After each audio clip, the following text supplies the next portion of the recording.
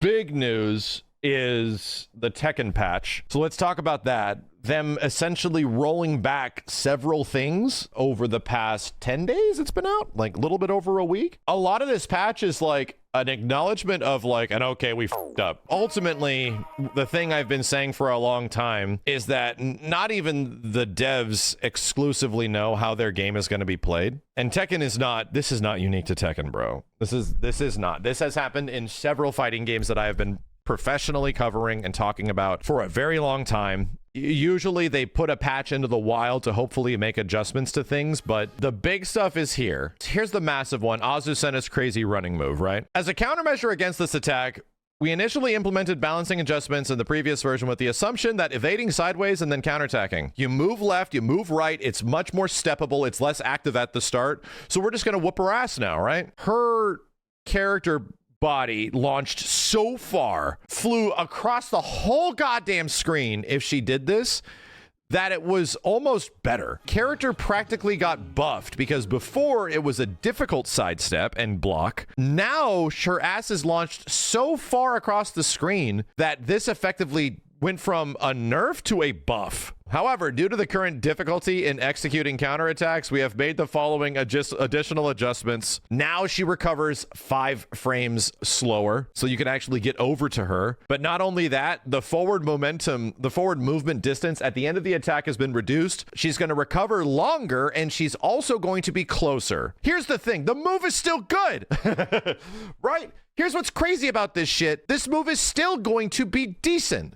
But if somebody does have a proper read on the situation and you do sidestep and you're like, okay, are they going for it too much?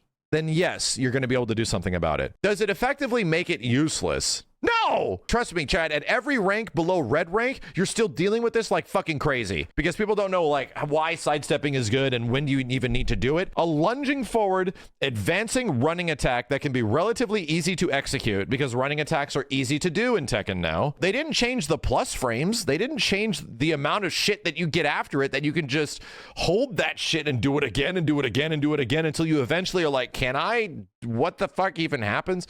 It's still good. I think this is the right answer though, because characters running attacks are obviously mad good in Tekken 8.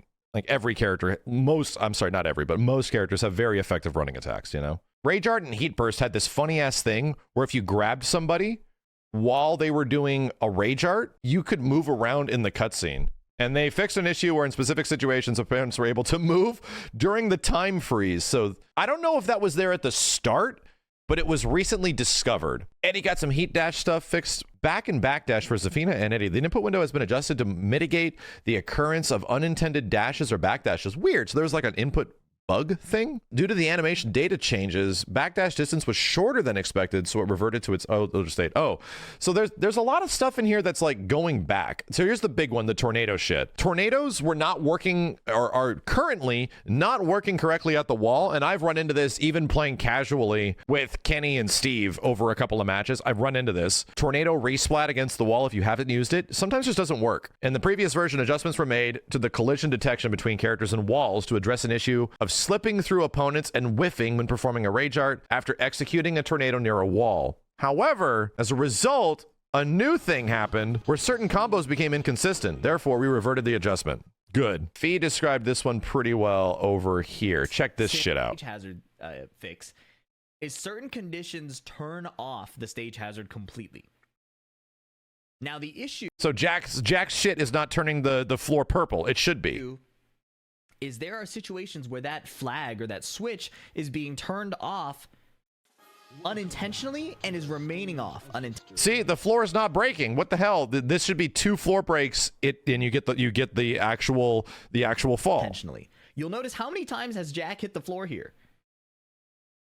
There. Finally we get the ground to activate. Look at what. So the conditions they're describing. I'm gonna pause and show you.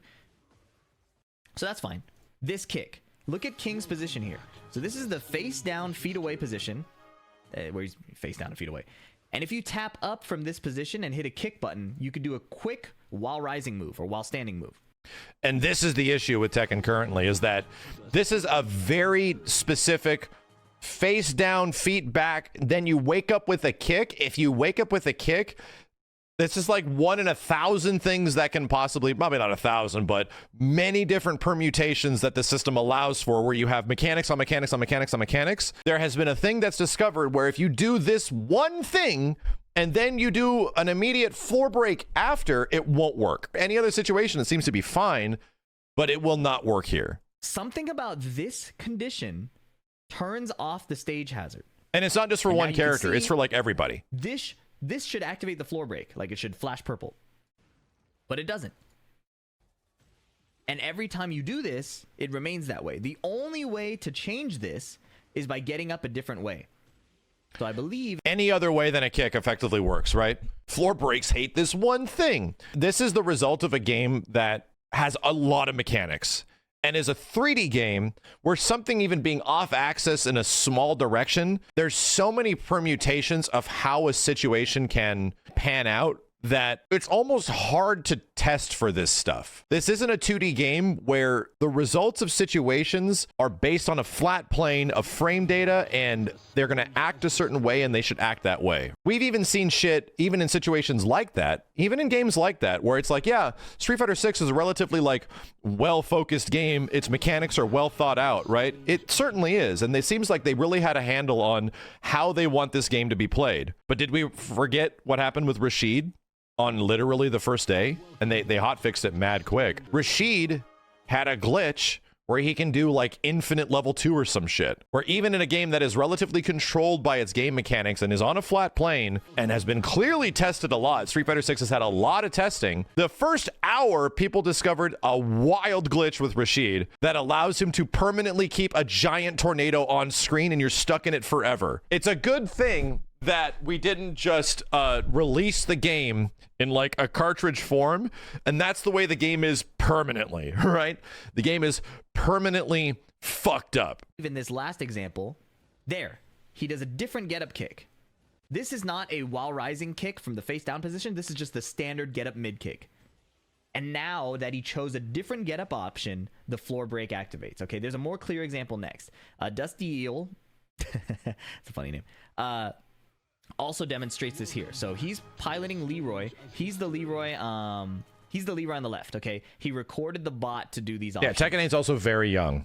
So now he's going to do this get-up kick, the face down, feet away. And I feel like the only reason, don't get me wrong, the battle pass shit, all that shit does like genuinely suck, and a lot of people are upset about it. But Tekken 8 is arguably the best Tekken has ever been. In terms of what the game offers you for its full price right out the bat, not including crazy season pass bullshit, Tekken 8 is legit like one of the best bang for your buck fighting game experiences to ever exist. Its overall rating in the market represents that. It is genuinely super good. Outside of like story mode stuff and ghost shit and all that stuff. I think it just boils down to the only reason I have to like try to explain this shit is that it's going to get better. It's already really good and it's just going to get like better. They're going to figure shit out. The only problem with Tekken is that its growing pains right now are like, we don't know if the game is growing for the better based on how they're tackling some things. And it's like, okay, you clearly got to figure shit out. We clearly got to come to like a consensus on some of this stuff before these patches happen, because a patch that quite specifically just reverts everything back because we fucked most of it up, it's not good, man. We get it. It's a complicated goddamn thing. And it's a very difficult game